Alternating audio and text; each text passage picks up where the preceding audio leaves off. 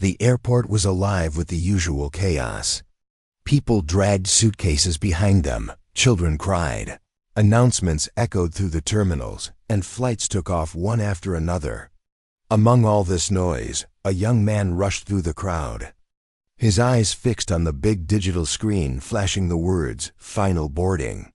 He was late, very late. His heart pounded with every step. This flight meant everything to him. On the other side of the country waited a job interview he had been dreaming about for months. It wasn't just any job, it was a chance to finally turn his struggling life around, to pay the bills on time, to stop living from paycheck to paycheck. He had borrowed money for the ticket. He had prepared for weeks. He had promised himself he wouldn't fail this time.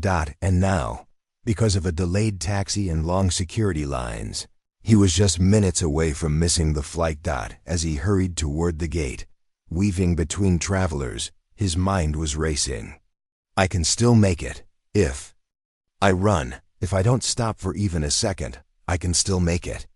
But then he saw her. An elderly woman stood near a row of chairs, holding onto her bag with trembling hands. Her face was pale, her shoulders hunched, and it looked like the weight of the world sat on her back. People passed by without noticing her. Some even glanced her way but kept walking.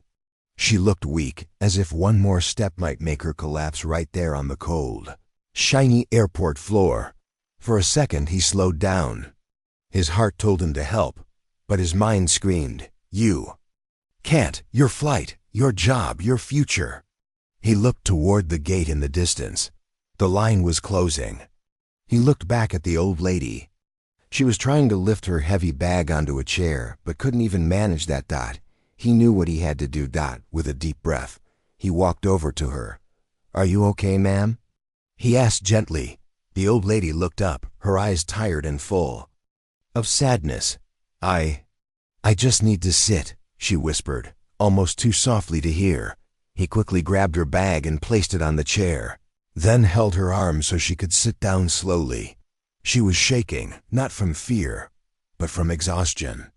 Her breathing was uneven, and she looked like she hadn't eaten or rested properly in days. "Do you need water? Should I call someone?"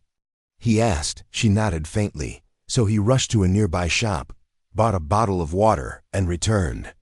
As she sipped slowly, color began to return to her face. "Thank you, young man," she said after a moment, her voice still weak but steadier than before. "People just walked by like I wasn't even here. You're the first to stop." He smiled, but inside, his chest tightened. He looked over at the gate again. The final passengers were stepping through. The staff was closing the door. His heart sank. That was his flight. His future. Gone. He sat beside the old lady, a storm of emotions swirling inside him. He wanted to be angry, to regret stopping, to wish he had just walked past like everyone else. But when he looked at her frail hands holding the water bottle, when he saw the gratitude in her tired eyes, he couldn't feel anger. "Did you miss your flight because of me?"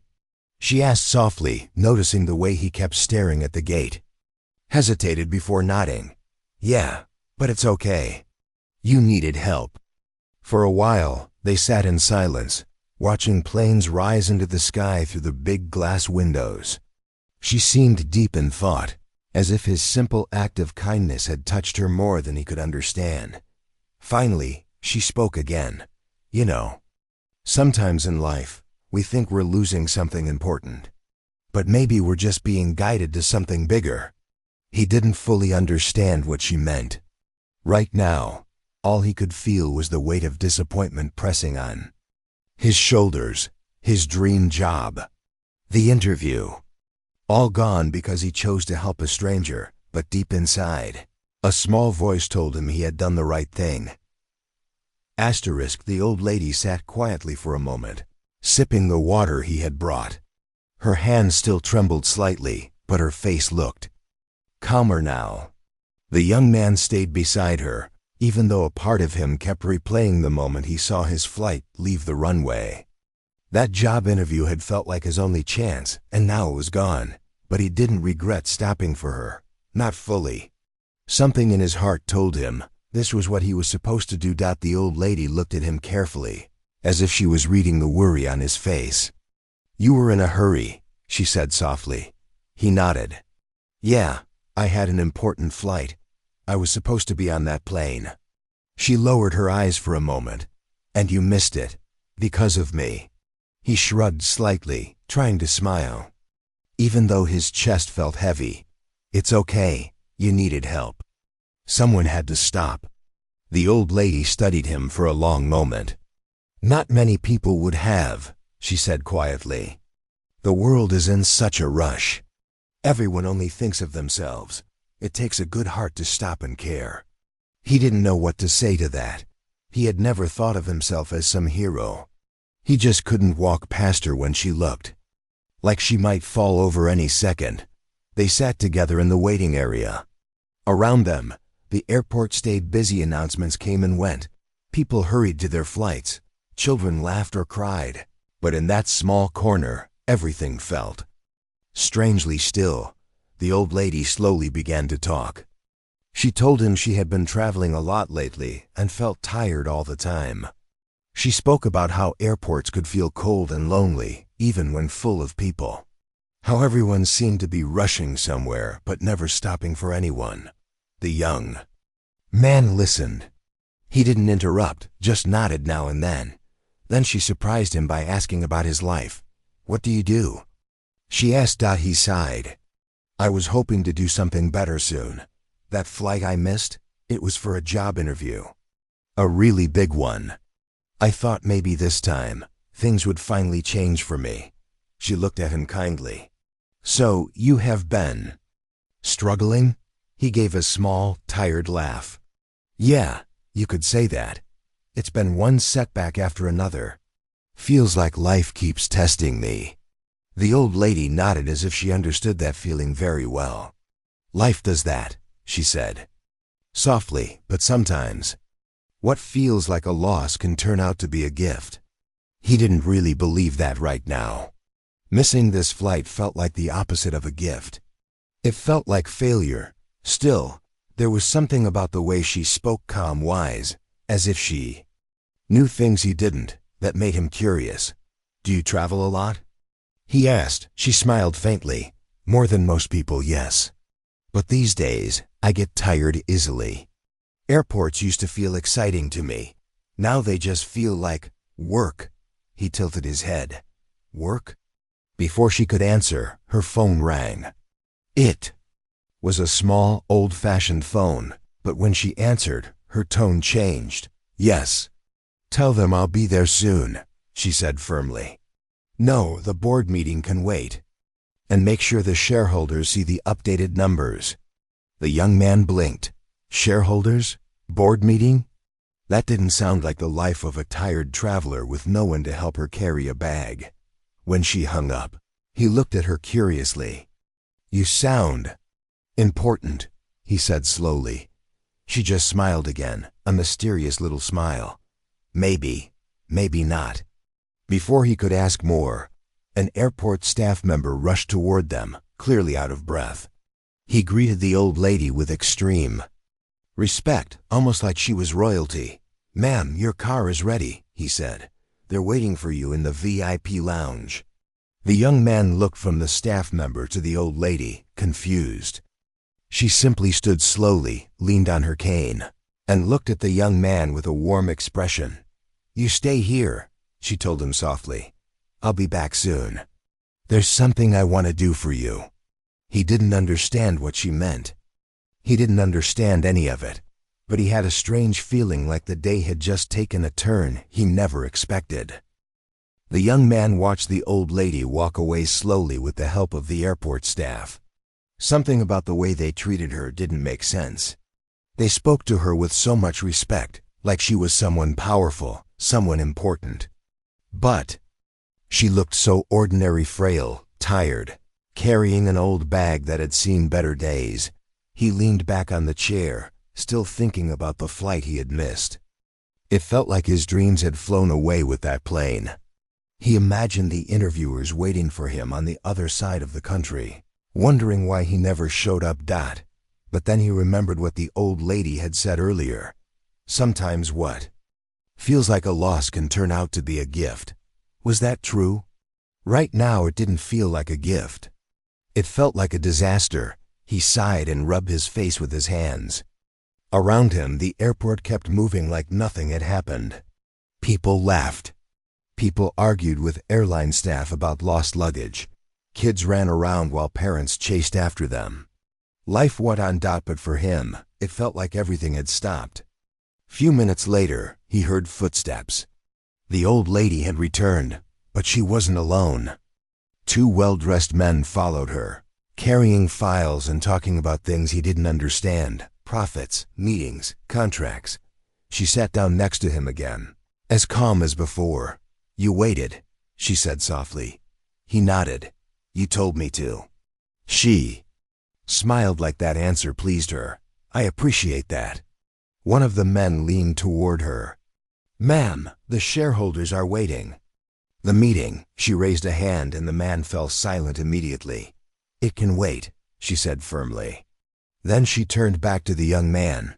"Tell me, what job were you flying for?" He hesitated. "A management position. Nothing big, really. Just a stable job. I needed it." She looked at him carefully, as if measuring something inside him. "Do you have experience?" "Some," he admitted. "But mostly I have determination. I work hard. I just haven't had much luck." The old lady nodded slowly, like she understood exactly what he meant.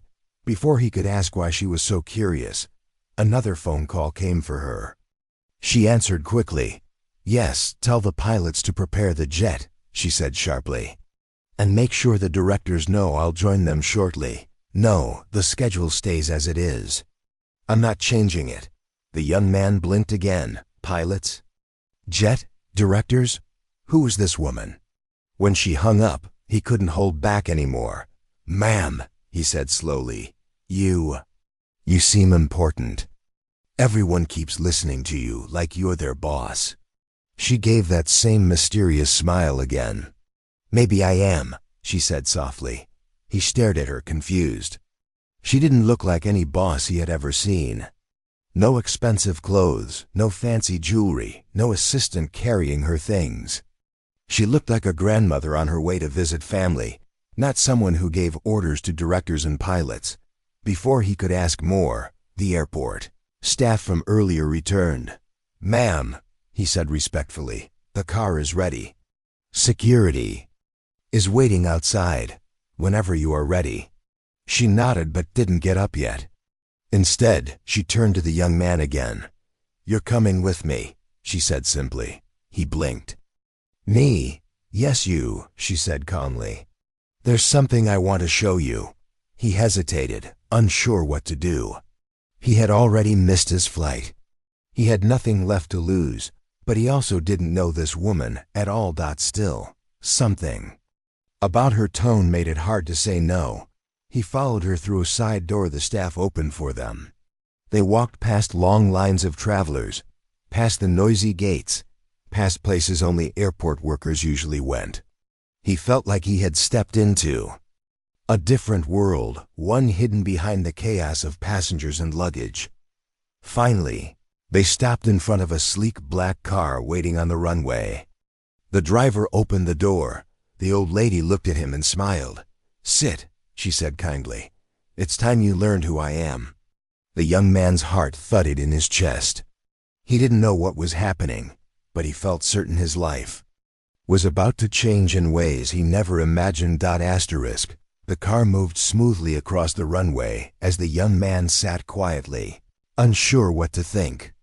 Outside the window, planes rolled by, lights blinked in the distance, and the sun was beginning to set, painting the sky in shades of orange and gold. He sat beside the old lady, who looked completely calm, as if this was just another ordinary day for her. But for him, nothing about this felt ordinary. He was in a private car, driving across parts of the airport he had never seen before, with a woman who seemed both fragile and powerful at the same time. He wanted to ask her 100 Questions, but something about her presence made him stay quiet. It was like she had a plan, and he just had to wait for it to unfold. Finally, the car stopped in front of a tall building with tinted glass walls.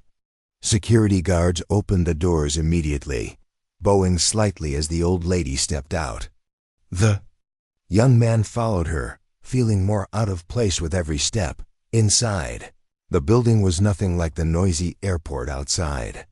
It was quiet, almost too quiet, with expensive furniture, polished floors, and walls covered in photos of airplanes.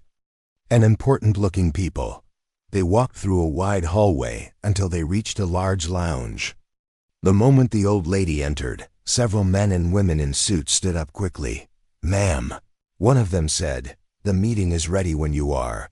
She nodded but gestured for them to wait. Then she turned to the young man who stood there, completely confused. "Sit," she told him gently. He sat on the edge of a leather chair, feeling like he didn't belong here at all. His clothes were simple, his shoes worn out, and his mind kept screaming, "What am I doing here?" The old lady walked slowly to a chair at the head of the room. When she sat, the entire atmosphere changed. It was like watching a queen take her throne.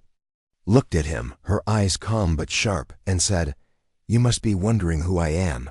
He nodded quickly. "Yes, I mean, everyone here treats you like you're in charge of everything." A small smile touched her lips. "That's because I am." The young man stared at her, unsure what she meant. She leaned back slightly, her hands folded in her lap. "I own this airline," she said simply. "Every plane you see outside, every flight that takes off or lands here. It's all under my name." The words hit him like a wave. He just sat there, speechless. This frail woman he had seen struggling with a bag, the woman everyone ignored at the terminal. She owned the entire airline? She continued calmly, "I built this company many years ago, from nothing. Worked day and night, fought through failures, lost friends along the way. People only see the success now. They don't see the struggle that came before it." The young man couldn't believe it. He looked around the room at the expensive furniture, the suits, the staff waiting outside the doors. All of it. She studied his shocked face for a moment before saying softly, "When I collapsed earlier, so many people walked past me. They saw an old woman and thought she was someone else's problem. But you stopped. You gave up your flight, your chance at that job, just to help a stranger." He swallowed hard, not knowing what to say. "Anyone would have..." "No," she interrupted gently. "Not anyone. Most people wouldn't. The world moves too fast. Kindness has become rare." She leaned forward slightly, her eyes locking on his. "People like you, people who still stop for others, are the kind of people I want in my company." He froze. "What do you mean?" She smiled. "I mean, I want you to work for me. Not the job you were flying for. Something better. Something with a future." The young man couldn't believe what he was hearing. A few hours ago, he was just another passenger rushing through the airport. Now the owner of the airline herself was offering him a job. "But why me?" he asked quietly. "Because character matters more than a resume," she said softly. "Skills can be taught. A good heart cannot." He sat there, stunned, as her words sank in. The young man sat there, frozen in disbelief. Just this morning, he had been worried about making it to a job interview. He had counted every cent for the flight, skipped breakfast to save money, and promised himself he wouldn't miss this chance. And now here he was, sitting in a private lounge, with the owner of the entire airline offering him something far bigger than anything he had ever imagined. It didn't feel real. The old lady seemed to sense his confusion. She leaned back in her chair, her voice calm but firm. "You see," she said, "I built this company from nothing. People told me I couldn't. They laughed when I failed, but I kept going. And over the years, I learned one thing: success comes to those who work hard, yes. but also to those who remember kindness. I don't want people working for me who only chase money. I want people who care." He looked at her, still stunned. "But I don't even know anything about airlines," she smiled gently. "You don't need to. We have people for the technical work. What I need are people I can trust. People who don't walk past when someone needs help." He didn't know what to say. A few hours ago, he had been just another face in the airport crowd. Now this woman, this powerful, wealthy woman, was talking about trust, kindness, and giving him a future he never thought possible. "I don't understand why you do this for me," he admitted softly. "Because," she said, her eyes warm but serious, "I believe in giving chances to those who deserve them. And today, when you had everything to lose, you chose kindness over your own gain. That tells me enough about the kind of person you are." He felt his throat tighten. Nobody had ever spoken to him like this before. Nobody had ever looked past his struggles to see something worth believing in. At that moment, one of her assistants stepped forward. "Ma'am," he said, "the meeting is waiting. Should we prepare the documents for him?" The old lady nodded. "Yes, and get the HR department on the line. I want everything ready by tomorrow." The young man blinked. "Tomorrow?" She smiled again. "You start training next week. A management position, a proper salary, a real chance to grow." He didn't even realize his hands were trembling until he tried to speak. I don't know what to say." "Thank you doesn't seem enough." She shook her head softly. "Don't thank me, just work hard. And one day, when you see someone else struggling the way you were today, help them. That will be thanks enough." Those words stayed with him. A few minutes later, they all moved toward a private exit where a sleek jet waited on the runway. The sun had dipped lower now, and the sky was painted with streaks of purple and gold. The old lady gestured toward the jet. "You missed your flight," she said with a small smile. "But you won't be going home empty-handed. This one's for you." He stared at the private jet, stunned. For me?" "Of course," she said, as if it were the most natural thing in the world. "You can't start your new life by taking the bus home, can you?" He laughed softly, still struggling to believe any of this was real. As they boarded, he looked out over the runway where ordinary flights were still taking off, filled with passengers rushing to their destinations. Just this morning, he had been one of them, stressed, desperate, just another face in the crowd. Now, everything had changed. When the jet finally lifted into the evening sky, he sat back in the leather seat, watching the city lights disappear. Below, the old lady sat across from him, reading some documents, looking as calm as ever. He realized she wasn't just giving him a job. She was giving him hope, a future, a chance to start over. And all of it happened because he had stopped for a stranger when everyone else kept walking. As the jet soared higher, he thought about her words. Sometimes what feels like a loss can turn out to be a gift. Now he understood.